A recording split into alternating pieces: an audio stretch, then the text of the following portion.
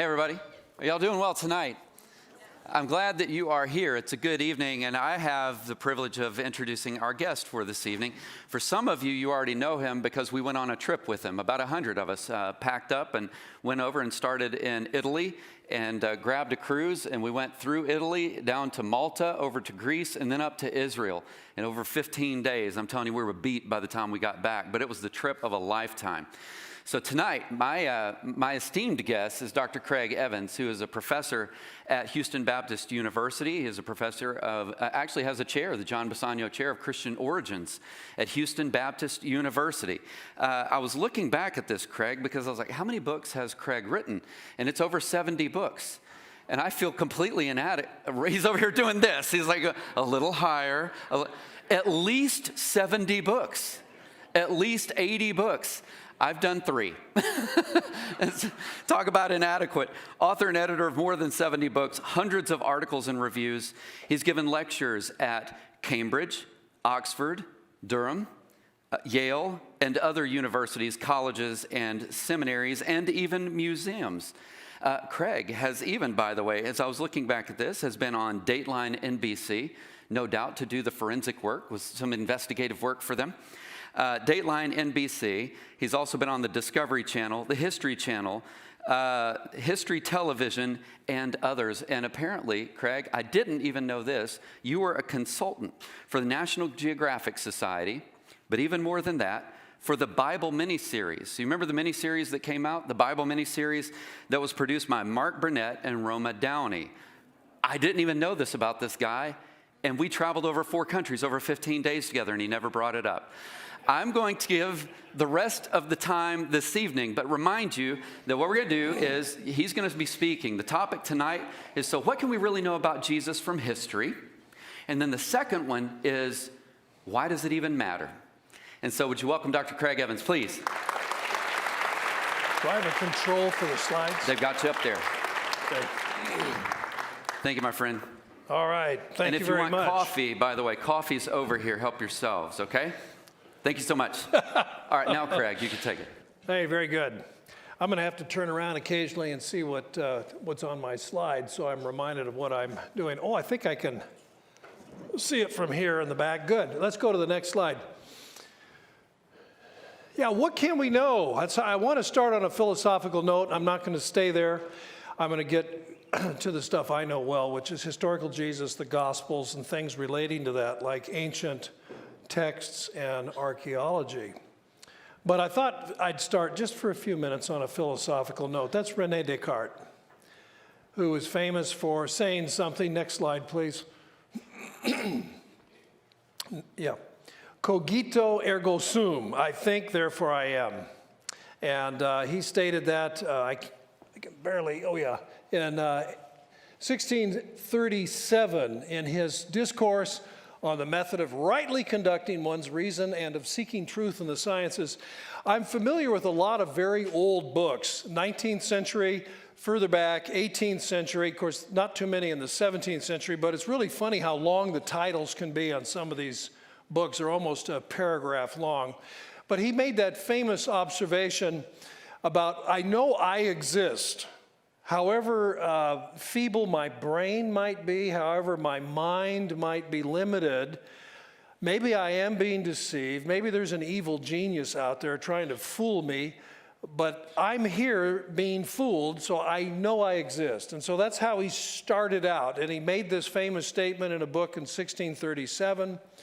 And then in 1644, a famous work called Principles of Philosophy, which was written only in Latin. Next slide. And so, and these are the covers. And so that's the Principle of Philosophy. And then the next slide, and that's his discourse on method for right thinking and doing proofs and so on. Next slide. Anyway, Descartes is considered to be the founder of modern philosophy, and he should be taken very seriously. Obviously, science and technology and so on have moved forward, and we're raising other kinds of questions that he wouldn't have even dreamed about. But he did lay a good foundation for philosophy and the thing called epistemology. How do we know? And epistemology touches on just about anything, any human inquiry that involves thinking and knowledge.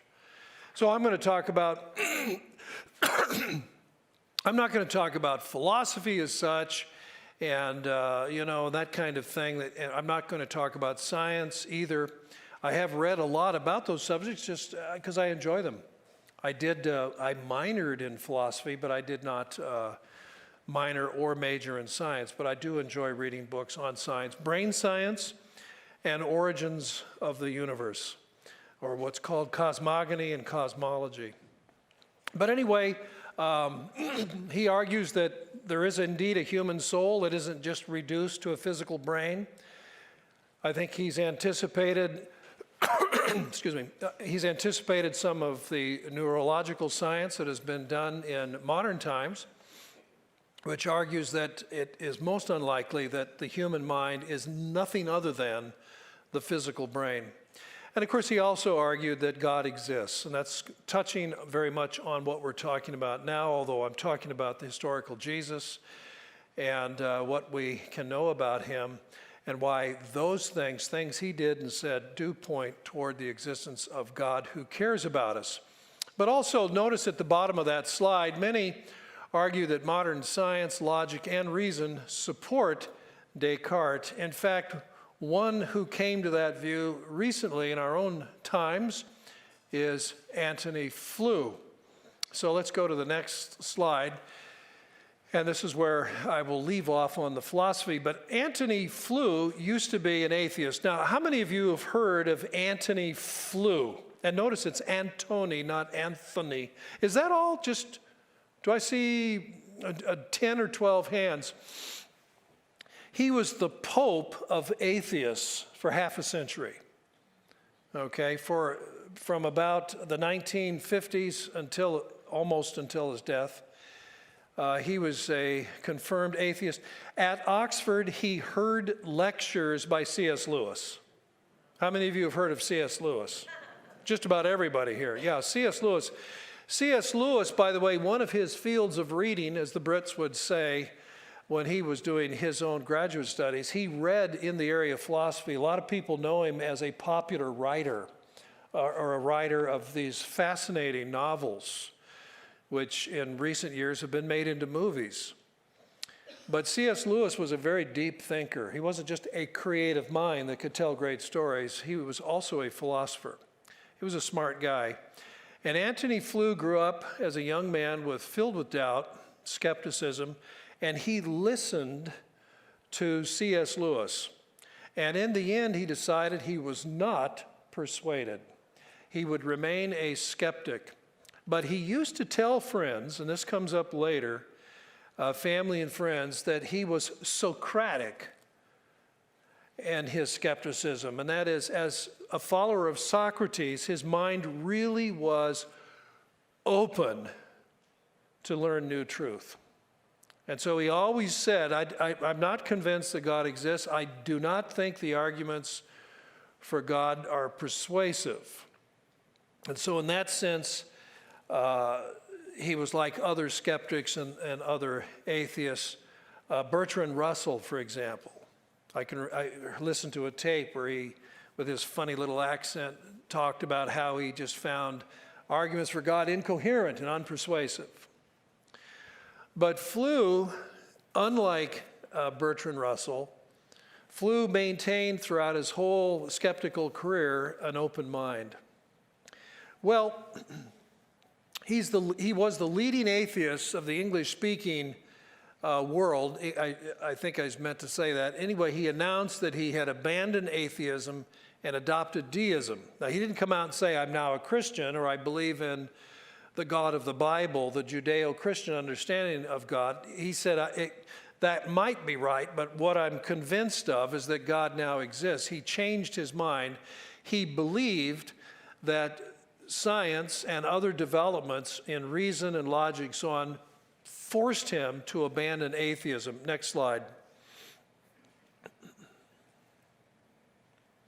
So following the announcement, Flew made a number of statements, and then in 2007 published a book called There Is a God, How the World's Most Notorious Atheist Changed His Mind. And that came out by published Harper Row in 2007.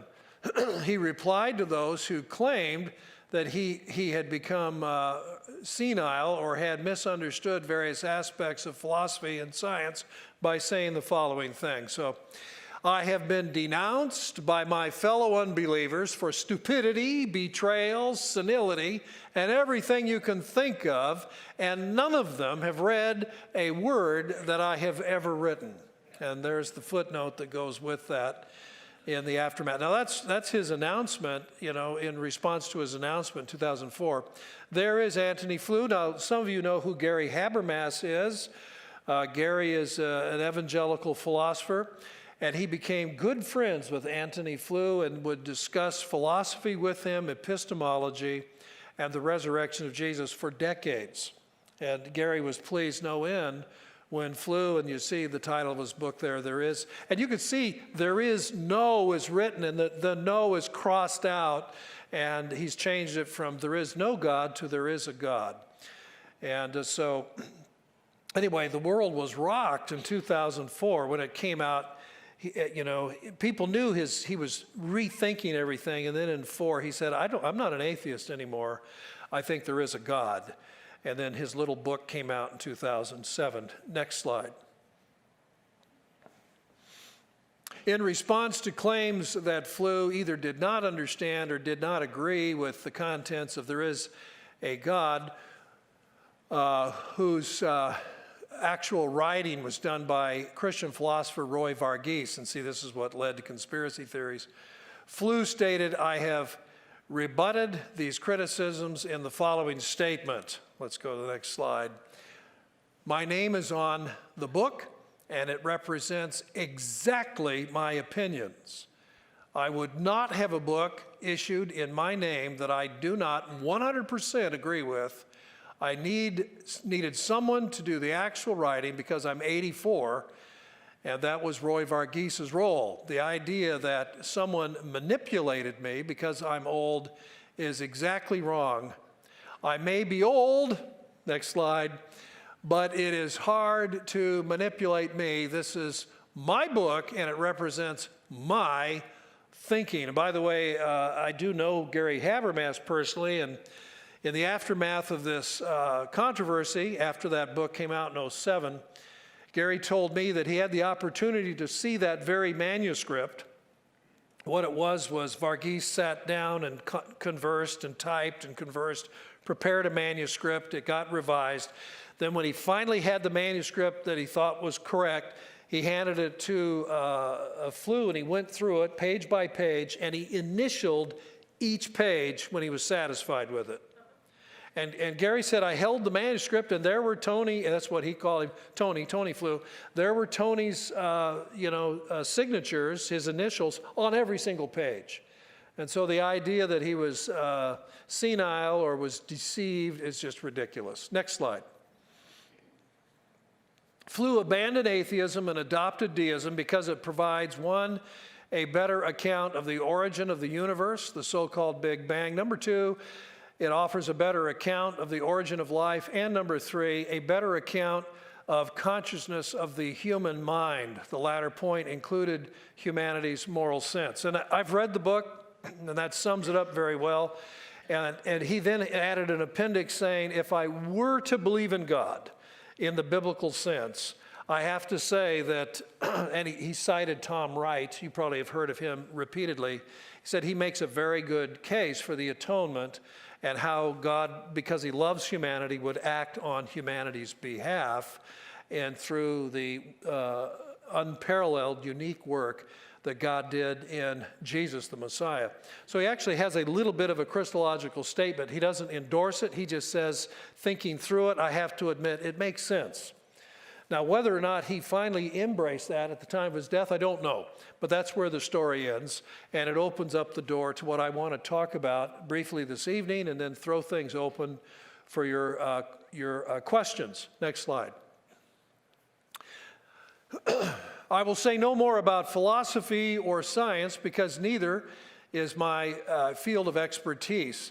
I will try to say a few things about history, the New Testament Gospels, and Jesus of Nazareth. Next slide.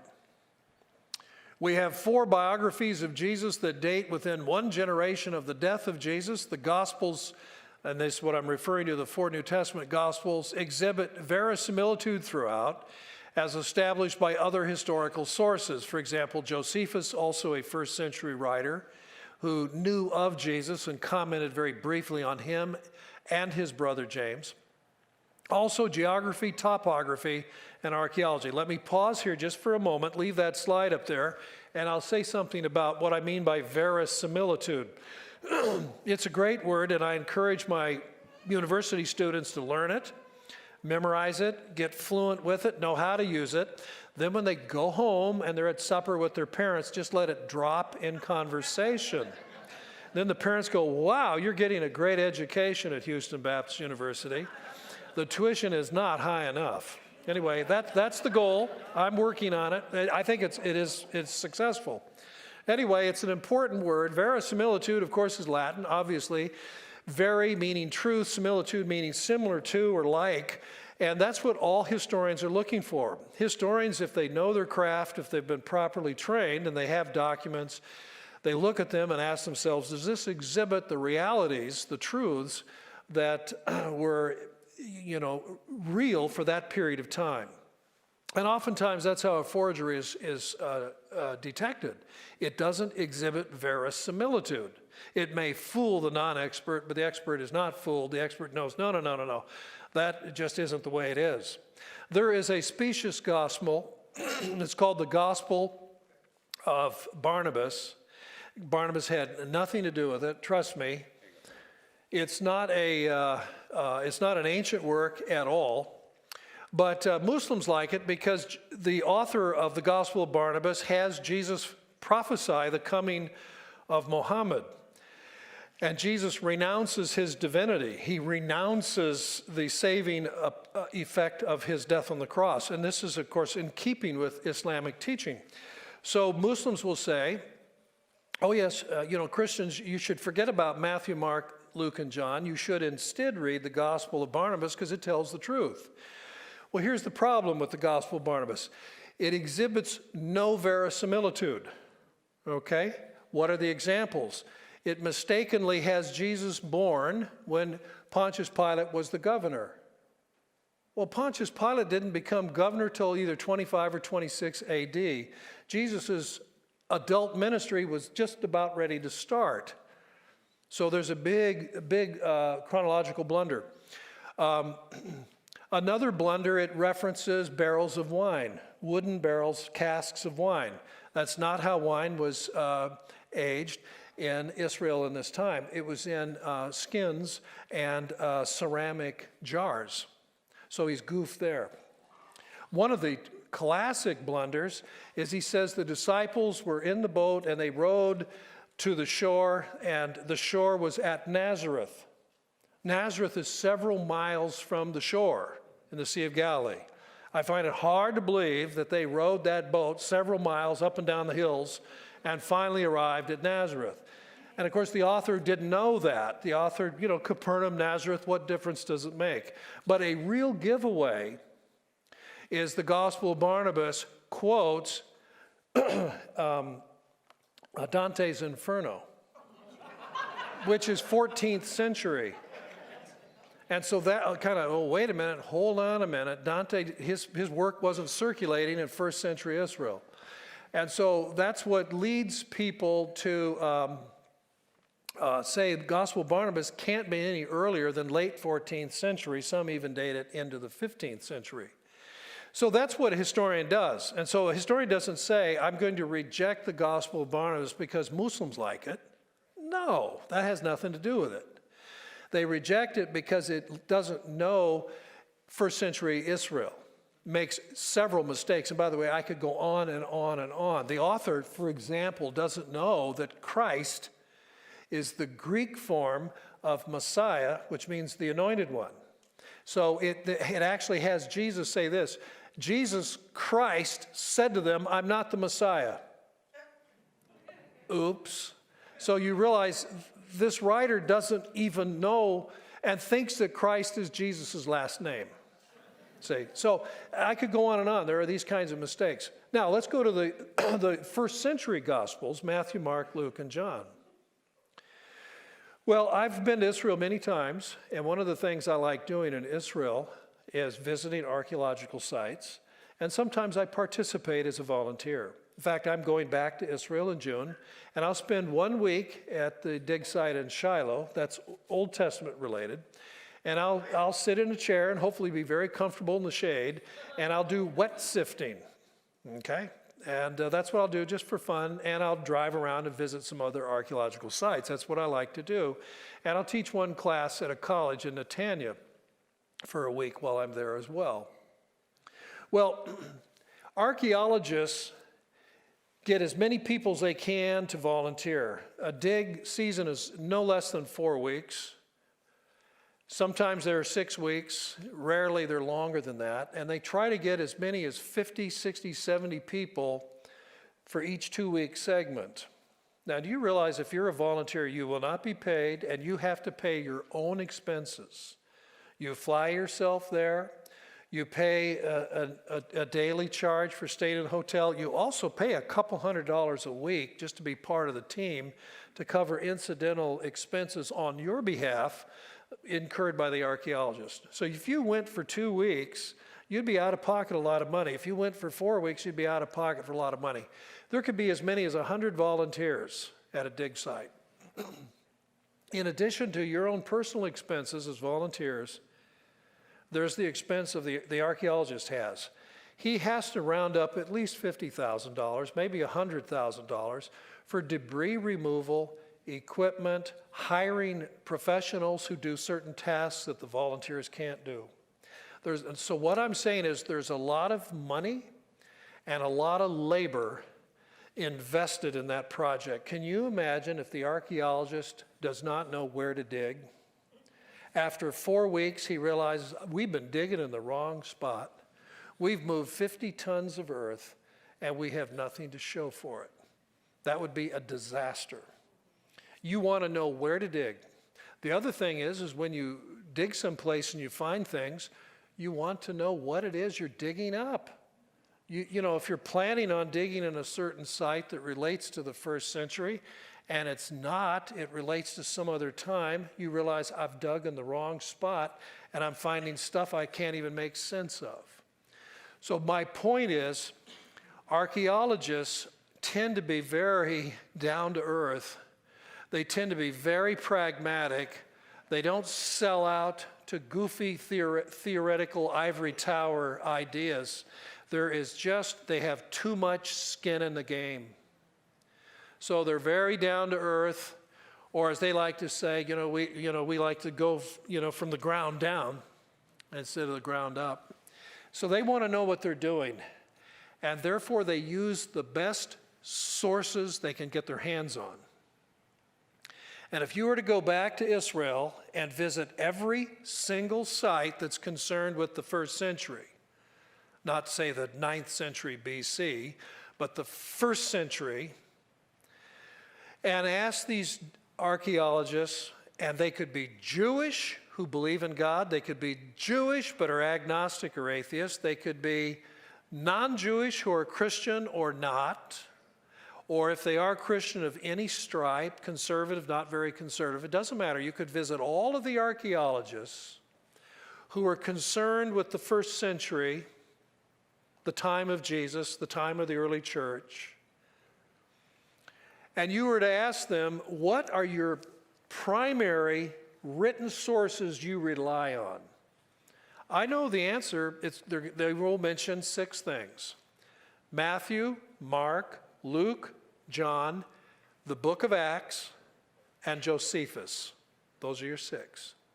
They're not going to say, not one of them will say, gosh, I don't know how I'd get along without the Gospel of Barnabas. You won't hear one person say that. You're not going to hear anybody say the Gospel of Thomas or the Gospel of Philip or these Gnostic writings that were found in Egypt and Nag Hammadi. You're not going to hear any of that. You're not going to hear any goofy, strange theories. They're going to say we use the first century sources that reflect familiarity with Israel. They exhibit verisimilitude. And of course, not surprisingly, and the archaeologists are never surprised, they dig things up and go, oh yeah, that's it. That's what this gospel or Josephus was talking about. This is how it fits into the picture. Now I bring this up because if the Gospels were fairy tales, and I've debated Richard Carrier, he's a mythicist. He says Jesus is a myth. He didn't exist. Very few people, thank goodness, almost no scholars agree with that.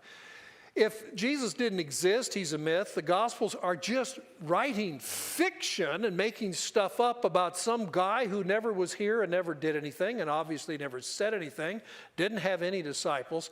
How are all four of the Gospels so accurate? See, that seems strange. And of course, that's why, guided by common sense as well as evidence, archaeologists ignore that kind of thing and use Matthew, Mark, Luke, John, the book of Acts, and Josephus. They may appeal to a few other sources, but those are the primary sources. And so they're guided by them. They know where to dig, and they know how to interpret what they unearth. They rely on these writings. So they go to Cana of Galilee. They expect to find stone water pots because John chapter 2 says that's what the Jewish people used for purification. And guess what? They find dozens of broken stone water jugs, which Gentiles didn't use, but Jewish people did because of the custom of purification. Stone doesn't become impure as ceramic does. And so there are these little details that are an aside that's not really a big part of the story. They just get slipped in. And these little details often then cohere and agree with what gets unearthed and what gets discovered. Okay, let's go to the next slide. Oh yes, the resurrection testimony. This is a very good point. And this obviously is a key thing because if we stopped before this, we could say, okay, Jesus is a remarkable figure, a compelling teacher. No wonder people followed him. And then however you want to explain the miracles, maybe it's all psychosomatic or whatever, Jesus has a big impact and people respond to him in positive ways. But the resurrection isn't psychosomatic, not really. It goes beyond that. So we need to talk about the resurrection testimony. And again, I want to say something about verisimilitude. That is, exhibiting reality the way things actually happened and were understood and experienced in the time. The resurrection testimony is very strong and can be summed up in two ways. One, the accounts in the Gospels are remarkably restrained in contrast to the embellished, reckless, apologetic, and mid-second century Gospel of Peter or Acts of Pilate and other writings. Let me explain what I mean. There were pagan skeptics that emerged in the 2nd century who were saying you shouldn't believe in Christianity. Jesus performed some miracles, so what? There are other miracle workers out there. His teaching, okay, it's kind of neat, but so what? There are other teachers out there. But they all had to admit the resurrection put Jesus in a class by himself. So they attacked it. And you know how they attacked it? Almost always the way they attacked it was, look at who the first witnesses were. The witnesses that got the whole thing started. Just a couple of hysterical women. Why, one of them is this Mary from Magdala, a worthless, wretched little village. By the way, he was terribly wrong. This is Celsus who says this. Obviously, Celsus didn't know what he was talking about. His own criticism exhibited a lack of verisimilitude because Magdala was an upscale city on the shore where the elite lived. But he didn't know that. And so Mary is from Magdala. He assumed it was wretched because she was wretched. And Jesus healed her. So he thought, well, somebody like that has those kind of needs must come from a dumpy, terrible little town. But he targeted the earliest witnesses, women. And in a very condescending, chauvinist way, said, how can you trust them? A couple of hysterical women, one of whom is from a wretched village. So he shows this huge bias. And in reaction to it, the two texts that were up on the board a moment ago, Gospel of Peter then retells the resurrection account. We know that because we found a fragment, a big chunk of it in North Africa in the 1880s. And we realized that's the Gospel of Peter that some church fathers talked about, a gospel that's lost. And you know what it says?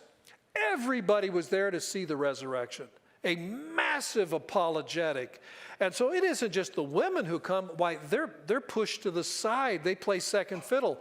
The male disciples are there. A Roman platoon is there. Jewish elders are there. They're doing a sleepover in a cemetery? I mean, the lack of verisimilitude is terrible. And they're all there watching. It's like, okay, cameras start rolling. This is Sunday morning. And the rock, boom, there's an earthquake, it rolls aside, and two big tall angels go in, and then they hear a shout, and the two angels come out, and with Jesus between them, and their heads go up into the sky, and coming out of the tomb following them is a cross that walks and talks. And the heavenly voice says, have you preached to them that sleep? And just ask your pastor, Jeremy. He'll say, yeah, I do every Sunday. And who answers the heavenly voice? Jesus, you say. No. One of those tall angels? No. It's the cross. The cross goes, yep, we did. Now, whoever wrote that, how naive. But the person who wrote this, we think around 140, 150, middle of the second century, imagine that he was improving on the gospel story and was making up for that deficit. That, the earliest witnesses, no, that's not good. It's just a couple of women. Look what Celsus and some of these other people are saying. So he tries to improve the story. By the way, the Acts of Pilate does the same thing, even more amazing, excessively. So what do the canonical Gospels do? They just say, well, it'd be nice to tell the story differently, but that's what happened. It was, in fact, two women. And the disciples' initial response was, you must be delusional. Because things had turned out not the way they had anticipated. They had not anticipated or desired a crucifixion. That's not the way they wanted it to turn out. That's why Judas Iscariot betrayed Jesus. That's why Peter denied knowing him. That's why they all ran away.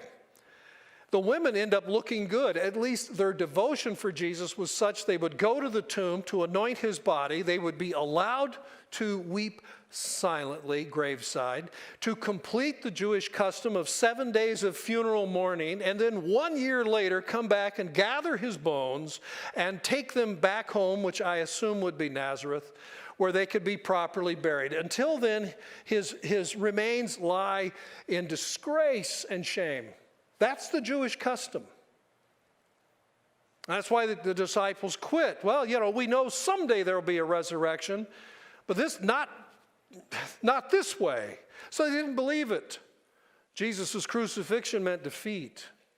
And then the women? See, so that's what the Gospel of Peter is trying to improve, Acts of Pilate and these other things. Let's go to the next slide. Number 2,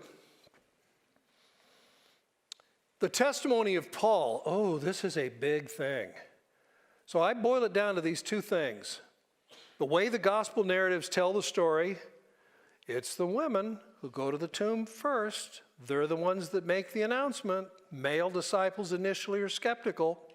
But the second thing is, what makes the testimony of the resurrection so powerful is Paul, formerly an antagonist of the Christian movement, and he is very important. It is firsthand. We're not told what Paul thought or experienced. Paul tells us himself. We have a bunch of his letters in the New Testament. In fact, the authorship of the most important ones, the authorship is not disputed by anybody. Galatians, the letter to the Galatian churches, where he disputes with Peter, by the way, on food issues and eating with Gentiles.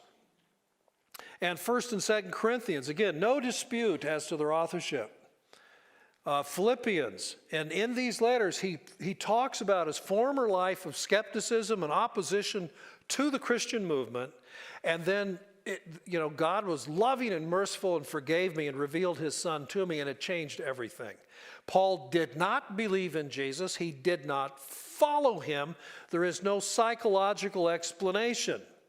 Some try to say that for Peter. Oh, Peter was so close to Jesus, he just couldn't get over emotionally Jesus' death.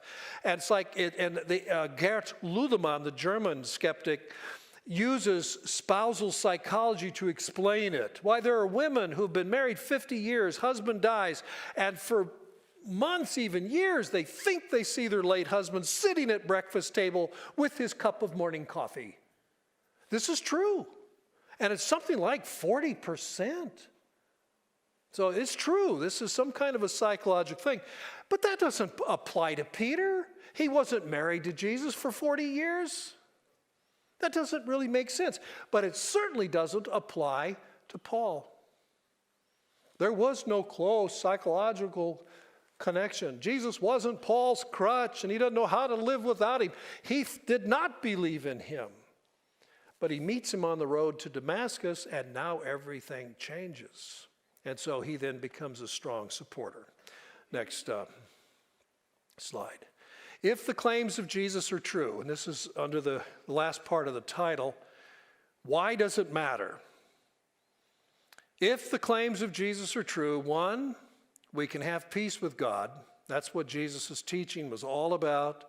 That's the message of the New Testament's all about, if you boiled it down, reconciliation between humanity and God, our Creator, peace, shalom, that wholesome, nothing missing relationship. And number two, we have assurance that life truly has meaning. So in other words, nihilism, nothingness, the philosophy that really ultimately we're just a fluke, there's no meaning to our existence, that's been dealt the death blow. And number three, we have assurance for life beyond our own biological, mortal lives. Those are the implications. If Jesus' claims are true, and I'm including in this, of course, the resurrection, it does matter. So it isn't just, oh, that's interesting. What do you know? Jesus perhaps performed miracles. Or what do you know? Well, shoot, put that in the Guinness Book of Records. He was raised from the dead. Man, that's something else. It goes from just an interesting factoid that could get put in the record book to something that truly does matter. Next slide. And time for Q&A. Okay? Thank you very much. Look forward to your questions. All right. This is where I join you, my friend. All right, so just as a reminder, you have a couple of options. One is we have a microphone somewhere. I forget where. And so before we really turn to, thank you, Rhett. You're a scholar and a gentleman. Graduate of Houston Baptist University, Craig. Of course, absolutely. Go Huskies. One thing, just for the sake of time, because we may have a number of people that want to ask questions, is if you go to the mic, ask a question. And I say that for a reason. We're here to see what Craig has to say, maybe with regard to something that you want to ask him. And so that's what the mic is there for. But we also have this other venue where you can text the question in, and that's why I have my phone here, all right? So if you want to go to the mic, you feel free to start making your way there. I already have a question that has come up here, and so I'm going to ask it. Are you ready, sir? I'm ready. All right. So the first question was this. What would you say to skeptics? Here's the first question. What archaeological or historical evidence do we have for the martyrdoms of the disciples? Okay, there is some archaeological evidence, but again, it's similar to the argument of verisimilitude. The evidence for the disciples is, on the whole, much sketchier than the evidence for Jesus, okay? And that's partly because the disciples scattered in all directions, and we're talking about different times and places. So you don't have a concentration in one spot in a 2-year, maybe 3-year period of time. So it's scattered, okay? But there is some evidence. The best book that I know on that subject is actually by Sean McDowell. I read the manuscript. I thought it was pretty good, and I endorsed it. But I forget the title, but something like I don't remember the The title. Fate of the Apostles. Yeah, it was his dissertation, wasn't it? Something like that, Yeah. yeah. And so there is evidence, but it's fairly strong for 4 or 5 of them. And then it slowly tapers off. And in the case of 2 or 3 of the disciples, I'm not sure if we have any credible evidence. But he's trying to go beyond just legend and rumor that a 4th century church historian Eusebius might mention or somebody else. And by the way, that's the way it is with all history when we're talking about stuff 2,000 years old or older. You need to understand that. Perhaps I should add one more thing to that. We have 4 biographies for Jesus within a generation or generation of half. Do you know the only other people in antiquity that can compete with that are Roman emperors? So I've bumped into Methodists say, you'd think that, Jesus, there'd be a lot more writing. Really? Jesus beats out almost all of the emperors. He beats out Alexander the Great. So you have 4 biographies within a generation and a little bit from the time of Jesus. And Josephus refers to him too, and then we got eyewitness stuff from Paul. I mean, that's a pretty good record. I mean, what do you expect? And of course, when you think about it, there's an anachronism behind that, see. They're thinking, well, Jesus is super famous by the time you get to the 4th century.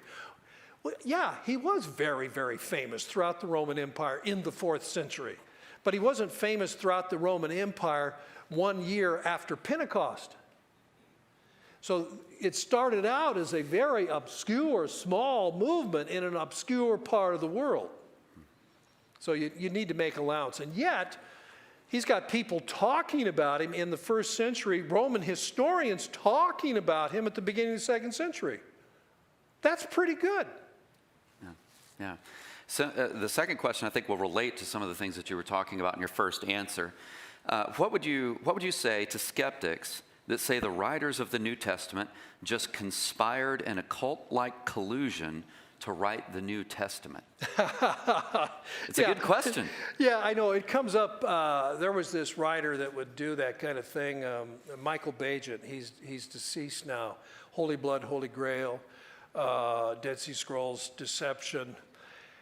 He's the one that inspired the naive Dan Brown to write Da Vinci Code and then sued Dan Brown and so on. It was quite a deal. And this thing is so backwards and naive. Historians don't pay any attention, and that was one of the reasons Brown had so much success, is because real scholars and historians thought it was laughable and just ignored it. It's just a murder mystery. It's a piece of fiction. It's a novel. Who would take that silly little fact page at the beginning of the novel seriously? Well, 100 million people did. And that's when the scholars said, ooh, maybe we should respond to popular writing that relates to our field when it's so egregiously wrong. And I remind my students or anyone who cares to listen, Dan Brown might bungle a book and sell 50 million copies read by 100 million people, but I want you to know I worked for years to write books read by dozens. Okay? There is a difference between me and Dan Brown. There is. Yeah, I've got a book coming out called Jesus and the Manuscripts, very much to the point, that will be out in October. It's a lengthy book, and I've worked on it for years, and I'm hoping this time more than just dozens will read it. Okay? He's looking at all of you right now. Yeah. Can I sign you all up? I can tell. Golly, maybe this one will sell over 100. I'm getting optimistic. Well, anyway, the silly thing about that kind of a question, I don't mean the person asking the question is silly, but the silliness behind the thinking, again, is anachronism. So here you are, you're a Christian and you believe in Jesus, and writings are starting to circulate, and it's the end of the 1st century, beginning of the 2nd century. How do you know there's even going to be a New Testament? The church has this thing called the Bible, or what we call the Old Testament. Isn't that enough? We've got the prophet Isaiah. We've got the book of Psalms. We've got Moses. What else do we need? And we have apostolic teaching explaining what it all means. We have Jesus' teaching. We've all remembered it, and we're all talking about it. So how would anyone even know there's going to be a New Testament? Number two, even if somebody thought, we might gather some of these writings together someday and have what will we call it, a New Testament, how would he know which ones? This comes up in the debate with Bart Ehrman. Oh, theological motivations changing the text. Really? Changing the text in the 2nd century? How would they know how to change it? The Nicene Creed hasn't been hammered out. That doesn't happen until 325. It's a little late to change the manuscripts then because there are too many copies of them in Greek circulating, too many translations and copies of them in Latin, too many, and I could go on and on. There are thousands of them. How could there be a conspiracy to get together and say, we need to make a whole bunch of changes so they say the right thing about Jesus? It would simply be impossible. There's no internet. You can't post the correct version online. Use this one. You can't do it. So you can't so early on make these tricky little changes. There is no way, there's nothing that even motivates the conspiracy because nobody knows. Is there going to be a New Testament? What's going to be in it?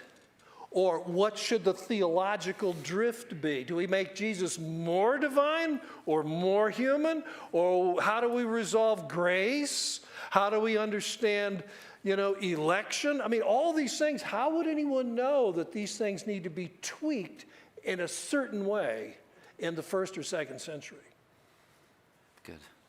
Thanks, sir. You ready for another one? I am. And by the way, feel free to take the mic. I'm just taking the ones I look up, and if nobody's there, I'll just keep rolling here, okay? That's the way I'm going. Here's the third question.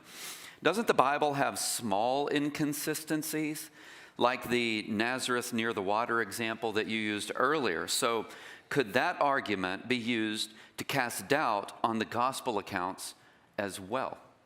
One could make that argument. I've debated again, Bart Ehrman, on that kind of point. Nowhere, though, do the Gospels make a blunder like these examples I gave you from the Gospel of Barnabas. They never have the disciples rowing their boat to Jerusalem or rowing their boat to Nazareth. If those kinds of things happened, I suspect those Gospels would never have been included. Mm-hmm. The people that saw them as authoritative, they lived there. They knew these kinds of things. Now, the problem comes down for us. Some of it is a naive understanding of how the Bible should be understood this way, the text of the Bible, word for word. You start getting into these kinds of things, inerrancy, inspiration, and that kind of thing. And then what do you do when a scribe makes a mistake, copies the wrong word, someone else corrects it, somebody uses a synonym, somebody thinks he's actually helping to clarify the text. There are those kind of extremely minor things. But also there's a whole thing about pedagogy that we today don't understand. And so I'll give you a real quick lesson on that. Pedagogy in antiquity encouraged people to think, to take the teaching of the scholar, the sage, and then apply it in different contexts and perhaps in different languages. Jesus taught his disciples that way also. And the clearest example of that is in Matthew 13. He's told them the parables. He says, do you understand what I've been teaching you? They say, yes. Good. Because then you're like that scribe, the scribe trained for the kingdom of heaven is like the householder who pops open the treasure box and pulls out old stuff as well as new stuff. Old and new gets pulled out of the box. That's what he's talking about. And we're not used to that. In school, we tell our students, if you're using somebody's source, you quote it word for word, put it into quotation marks, and give me a footnote. Well, they did that, but they did more things.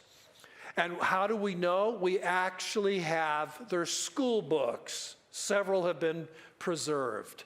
And they'll say, now the person that's been properly trained can pull out new insights and new meaning. He can take the teaching, he can expand it, he can shrink it, He can alter the way it's introduced. He can use different words if that helps make it clear, but you're always faithful to the message. That's what the Gospels do.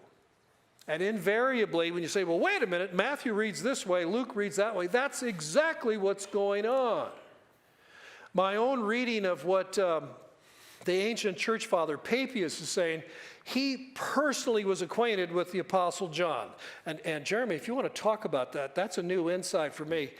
Eusebius quotes all these people, and he does a hatchet job on Papias for eschatological reasons. Because the Roman Empire has become Christian, and oops, second century eschatology where Jesus comes back and kills the Roman emperor doesn't play well with Constantine. So he does a hatchet job of Papias. Yeah. But here's the sad, and so he creates the new John, a different John, not the apostle. Papias, he's from about the year 60 till his death about 120. 60 to 120, 125, he wrote a 5-volume work. Tragically, it's lost, except for some quotations. In it, he refers to knowledge that he had. He had firsthand knowledge of the elder John, the Apostle John. And he asked John a question. He said, look, Mark is Peter's secretary. Peter speaks. And what he speaks are crai, anecdotes. And by the way, we now know what that means thanks to these school books. And Mark writes them down, but not in order. That doesn't mean they're out of order. It means they're not ready for publication. This now explains everything. This is Peter's notes written down by Mark, which Matthew, Mark, Luke, the canonical synoptic gospels, utilized. That's why they share so much stuff in common. But following Jesus' lead, following the practices of the day, they edit, expand, shrink, rearrange as they see fit for their respective congregations and settings. And that's why you have these minor discrepancies. When you understand that, the problems just vanish. The problem is we don't know that. We don't understand the pedagogy of antiquity or the historiography, how biography and history was expected to be written. We don't know anything about that. We're the era of photography, tape recordings, exact word for word. It's reinforced in school. When you quote him, it's word for word. And so you're looking at Matthew and Luke, and wait a minute, this is the Lord's Prayer. Here it is in Matthew 6, here it is in Luke 11, and it's not word for word. Who got it wrong? There was a cartoonist that wanted to make a joke out of this, and he had a cartoon one time, and it showed Jesus on the mount getting ready to deliver the Sermon on the Mount, and there's a crowd, and he says, now listen, I want you to listen carefully. I don't want 4 versions of this. But actually, he did. And he got 4 versions, and they've been very effective. Good.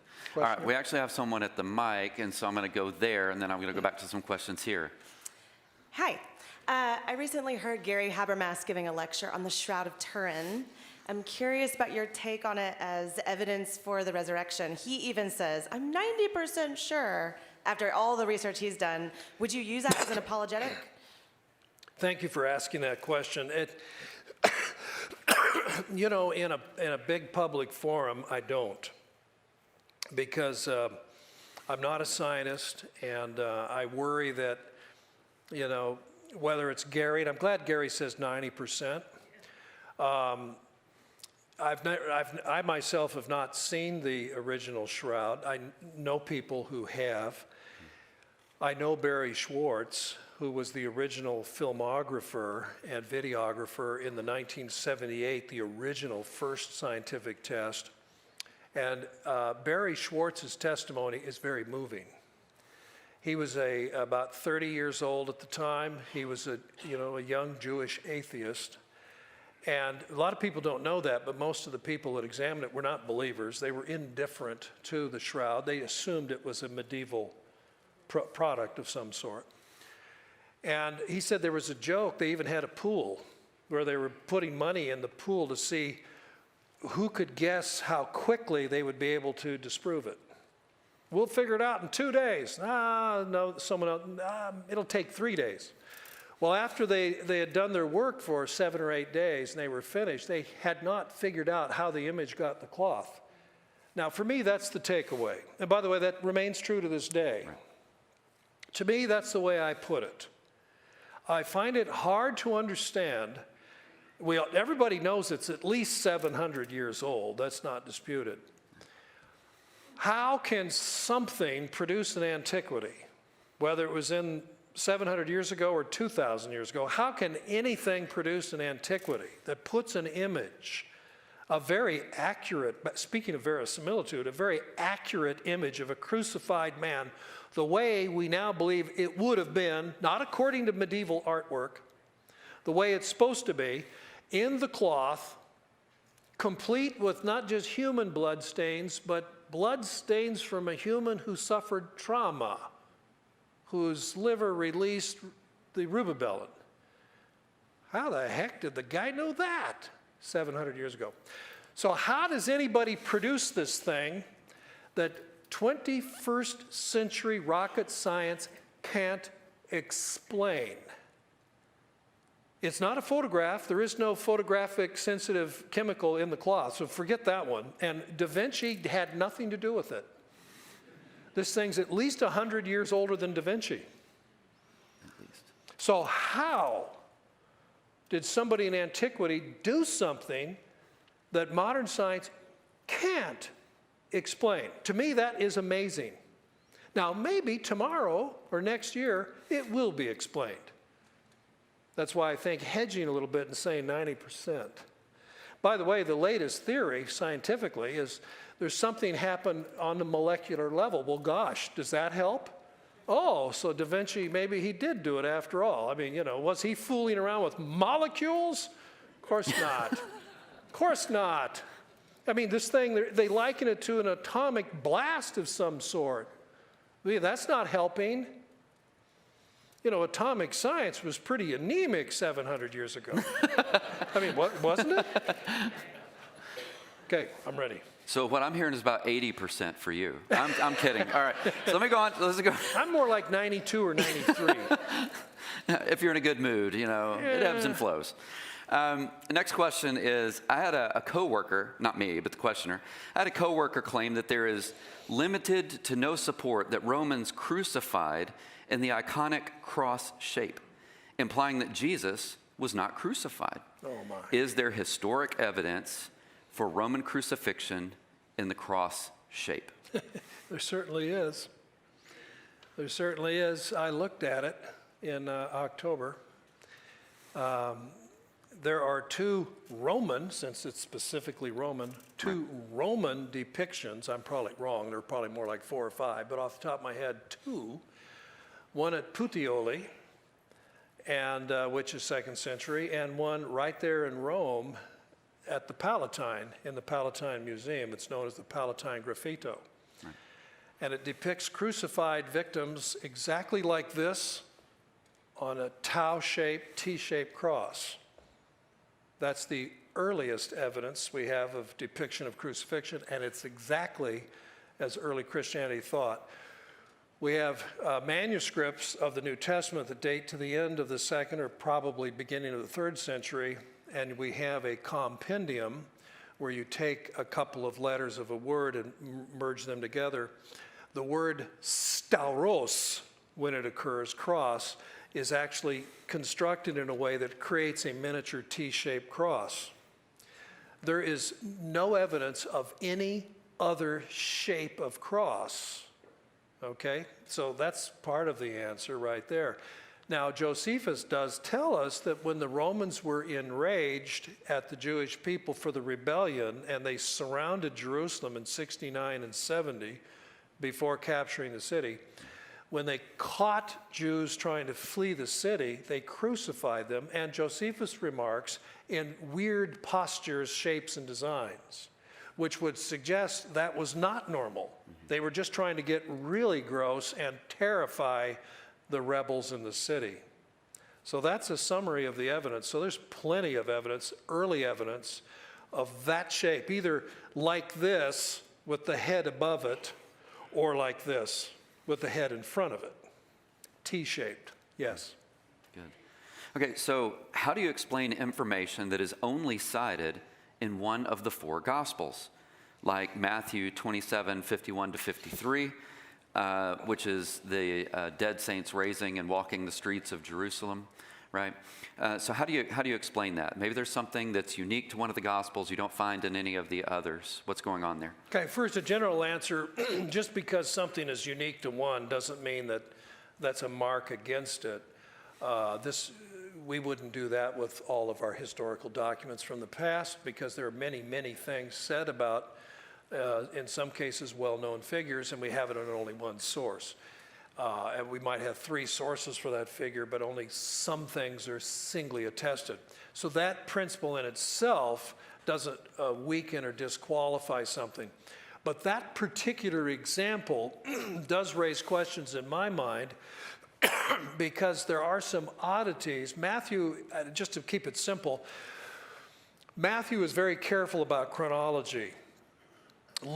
Mark sometimes leaves you wondering, well, wait a minute, which happened? Wait, it seems complicated. Matthew's real careful in smoothing things out. And then something funny happens in Matthew 27. And as Jeremy just said, it's only in this passage. Jesus is dying on the cross, and there's an earthquake.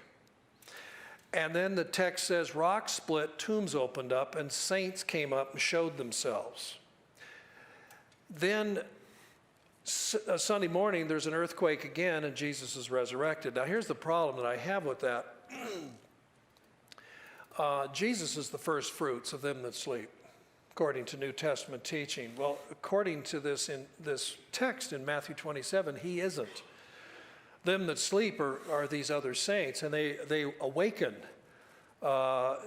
Friday afternoon. Jesus hasn't even been buried yet. They wake up. And somebody seems to have caught that, because most manuscripts then have a phrase that said they waited in the tomb until Sunday morning. I see. But they're still resurrected. They're just tapping their toes in the tomb for the weekend, and then Sunday morning they leave. So my own theory, and I have no textual support for it except a minor textual problem in a Syriac version of Matthew 27. My own view is that somebody made a gloss, somebody wrote something in the margin and heard a rumor, and I'm assuming this is a very early gloss, second century, early second century, that then is very early, so that it ended up getting it brought into the text. Maybe it's a first century gloss.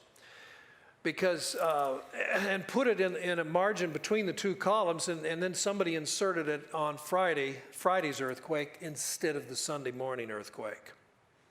And the 2 columns are side by side. They're not that far apart, the 2 earthquakes, in terms of the number of verses. So they put it in the wrong place. Put it in the wrong place. Now, that's just a theory. That's, on my part. Don't go out and say, oh, well, that settles it, because it hasn't.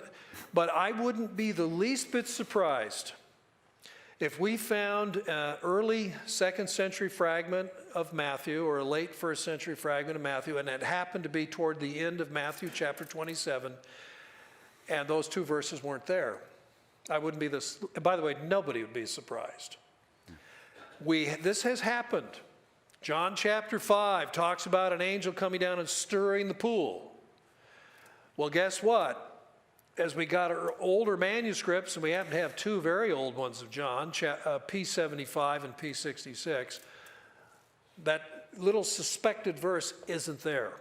It was a gloss somebody wrote. And see, people, you write marginal notes in your Bible, don't you? Well, when the books were handwritten and you write the same style of Greek and you put it in the margin, a later scribe might think that, this is a correction. Somebody noticed a piece of a verse missing, and then they bring it into the text. And that happens, and that's why, thank goodness, we have over 5,000 manuscripts, and we compare them, and we get back to what we believe really is the original. But in 1 or 2 cases, we're not sure, and this is one of them. There you go. So the whole foundation of the Christian faith is based on both the existence and resurrection of Jesus. There is evidence that Jesus exists, but what evidence is there that he resurrected? Well, I shared that in my presentation. I can elaborate it on greatly. I would recommend that questioner, if that questioner wants to pursue it, if anyone here would like to pursue that further, there are 2 great resources. There's Michael Licona's book, I believe it's 2010, on the resurrection, InterVarsity Press, thick 500-page book. It's probably the best book in English on the topic. But another great scholar that addresses the question has already been mentioned, Gary Habermas. And so Gary Habermas, Mike Licona, great studies on the resurrection. I just would go back to what I showed you on the slides a little while ago. A fictional account would have told the story differently. If Jesus wasn't resurrected, if there were nothing more than rumors and somebody said, hey, look, let's narrate this, try to do it convincingly, then having two frightened, confused women show up at the tomb is not the smartest way to do it. You would do probably something a little more like what the author of the Gospel of Peter did in the 2nd century. The other thing is we do have firsthand testimony from the guy who saw Jesus himself and did not expect to see him and did not believe in him, and that was Saul of Tarsus, who became the famous Apostle Paul. To me, that's very significant evidence. Yeah, so the creed in 1 Corinthians 15, I think it's 3 through 8, is earlier than even what we have in the Gospels, yes. right? So what would you say the dating of the creed in 1 Corinthians 15 would roughly be? We assume Paul heard that creed, where he said that what I have received, I passed on to you, or I passed on to you, I delivered to you what I received, that Christ was put to death for our sins and and was buried on the third day. According to scriptures, he was raised up, and on he goes. And then he appeared to Peter, then he appeared, and he appeared, and then finally to me, last of all. So that's what Jeremy's referring to. Well, right. Most, other than the appeared last of all, that's where Paul has added to it. But most think that this creed came into existence within the first year of the church, if not weeks or a couple of months of the beginning of the church following the Easter announcement. So this is as early as can be. Then Paul himself became a Christian. Now remember, Paul was an enemy until he became a Christian, a believer. Paul was therefore non-Christian, as it were, from the time of Easter till his conversion for anywhere from 1.5 years to 2 years. Most would agree it's not longer than 2 years. So he becomes a Christian in the church's infancy.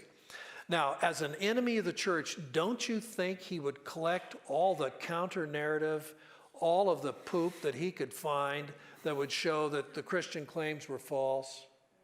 Wouldn't he? He's right there. He's in Jerusalem. He knows the parties involved. He is familiar with the priests who condemned Jesus. He has access. He persecuted, he participated in the murder of Stephen.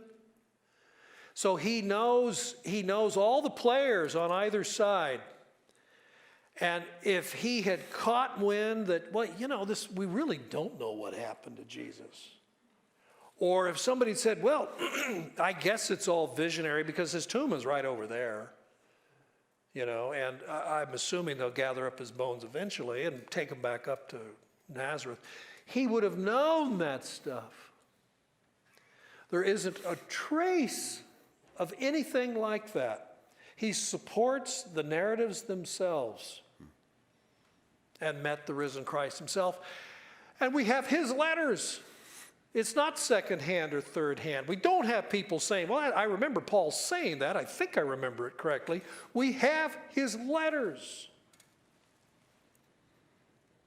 I think it's very important. So one of the theories that goes against the resurrection, and one of the questions that came up, is there any evidence to support the idea that the disciples stole Jesus' body? Well, it was a popular theory, yeah, right? I know. By the way, they added, tactically, this seems unlikely, smiley face.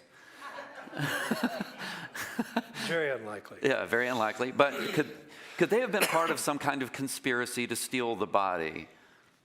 I think it's highly unlikely. And what gets lost in this, and it's a point that I hope at some point I can make myself, because I just don't see it in the literature, and that is we're forgetting who the disciples of Jesus were. We're forgetting who his following, who they were. They were Jews who believed in their scriptures, believed in the patriarchal promises, they believed in the prophecies. The Jewish people had a coherent religious faith in God. They believed in a resurrection. They believed in an afterlife. So it's not like, oh my goodness, I didn't see it coming. Jesus has died. I have to do something now to compensate for this. I'm now psychologically at risk, so I'm going to have to invent something. Although he told us never to lie and be honest, I'm going to tell a gross lie and say he was raised from the dead. And I know perfectly well he wasn't. And then I will expend my life propagating this untruth. Not only is it psychologically unrealistic, but what gets lost in this, there would be no motivation to do it at all. And you look at Josephus and his history, and there were other people who claimed to be prophets, and I think 3 or 4 of them claimed to be messiahs. And that led to violence. People got killed. The leader was killed. And every single time the following disperses. Not once do you have a group of people saying, let's just go out and tell everybody that Yohanan was raised up. That's a good idea. Not once. It's not like, that's what they always do. When their rabbi gets killed, they come up with a story about him being resurrected. They don't. They don't have to. They're disappointed. They go, well, I thought Eliezer was the one, but I guess he wasn't. Oh, well, back to the farm. It is. It is. And so the reaction of the disciples initially is exactly that. Oh, the 2 on the road to Emmaus. I don't get it. I thought he was the one. The other disciples, back to the boats. And that doesn't mean they lost faith. Doesn't mean they lost faith in God. Doesn't mean I can't be a believing Torah observant Jew anymore. Right. It doesn't mean their eschatology goes out the window. It's just, maybe next year. Or the year after. See, that's an important point that needs to be made. For the disciples, they're Jews. They believe in scriptures. They believe in the prophecies and the promises. Jesus, I sure looked promising, but in the end it went south, so I'm going home. Then the resurrection happens. What? And the reaction initially is skepticism and confusion. Until they actually meet him, and they have their experience with him, as then not long after Paul would too. Yeah.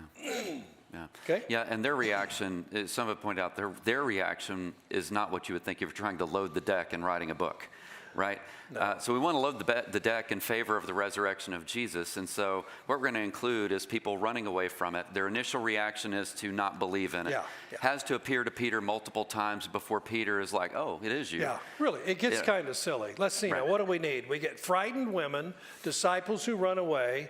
One of them betrays Jesus. I like that. Let's go with that. He commits suicide. Ooh, lay it on. And then you got Peter 3 times, not once, 3 times saying, I don't know who he is. Right. I mean, really? That's the way you decide to tell the story? And by the way, the skeptics mocked Christians in the Gospels for those reasons. If Jesus had really been a God, he would have known better. He would have picked better disciples. He would not have allowed anyone to slap him around.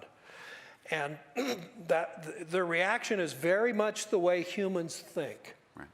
And that's what Paul talks about, power perfected in weakness. I'm not ashamed of the gospel. Why would he say that in Romans 1? Because there's a lot to be ashamed about from a Roman point of view.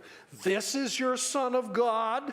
This is your Savior. Slapped around, shamed, brutalized, and crucified. He is your Son of God. You must be kidding. Why would you make up a story like that? You could tell it a lot better. Yeah. All right, so we're going to do one more. Are you ready? Okay, I'm ready. Unless nobody's at the mic, so we're going to do one more. Are you all ready for it? All right, so here it is. It's how we end the night. How do we know the early church assembled the right 27 books for the New Testament? And I want you to take it book by book. And I want you to do it in 30 seconds. So how do we know that the 27 books are right? I mean, there were some that didn't make the cut, right? That's right. Some didn't make the cut. Actually, I have a book coming out. I co-authored with Lee McDonald and John Collins on this very subject. And it'll be out. By the way, we're getting up into that 93, 94 number. All right. Just all right. So next time you don't undersell me. Okay? Yeah, all right. Okay. Anyway, it's a minimalist canon, interestingly enough. And what the church fathers did, there were more than 27 books on the table. And they talked about it, and 2/3 would say, well, we're happy with that book. But others, no, come on, there's some problems here. So it was very, very democratic. Democratic every step of the way. When the books were first written and began to circulate, people would say, yeah, that's good, let's read it in our church. And by the way, reading it in church was the standard. That was the beginning of canonization. And you can actually see comments made in the 3rd, 4th centuries where they say, you shouldn't read that in church. That Gospel of Peter that circulated, we have a story about it by Eusebius, the church history, and he refers to the bishop, Serapion, and this is around 140. Bishop Serapion initially allowed it to be read in church till he read it. He goes, oh, wait a minute, there's some problems here. So he sends out a note to all of his churches, he's a bishop, and says, don't read this thing in your churches anymore. I really don't think Peter wrote it. And so there were all those kinds of questions. So it's very democratic. And so there wasn't some council that got together that conspired to come up with these writings and not those other ones, which is often the way it's phrased, especially Dan Brown and Bagent, whose source he used. This idea that there are 80 gospels out of there, so let's pick out the ones that don't show Jesus as a real man. That is really naive, because the Gnostic Gospels denied the real manness of Jesus, and he's a ghost. He only looks like a real person, or he's borrowing somebody's body. He's a body snatcher, and he's just there for a little while and then slips away. That's what the heretics were doing. They were denying the humanity of Jesus, not the other way around. And the Christians were saying, no, those Gospels are late, they're spurious, they're not apostolic. We want to deal with the real Jesus, the one who is in fact human. And that's what incarnation means. So there's no conspiracy, and the canon is smaller than it might have been, because there was a desire to, let's only include the books we all agree are okay. We've been reading them in the churches for generations. And so the canon was a little smaller. They did the same thing with the Old Testament. That's where we came up with the Apocrypha. So these books, a lot of these books that aren't in the canon are perfectly worth reading. I just wouldn't build doctrine on them. I don't assign to them authority. But I read them all because it helps me understand these things a lot better. Now, here's what I tell my students when they ask this question. How do we know? Maybe the church made a mistake. Maybe the church left out some books that should be included. I said, good, here's a collection of them right here. Read them. You read all that stuff that's left out, and you tell me. They come back after they read it and go, oh man, the church didn't make any mistake at all. So you do it. If you have any questions, there's nothing here to hide. Some of these texts, we have them in full, some of them only in part, quotations or whatever. Read them. Come back and tell me.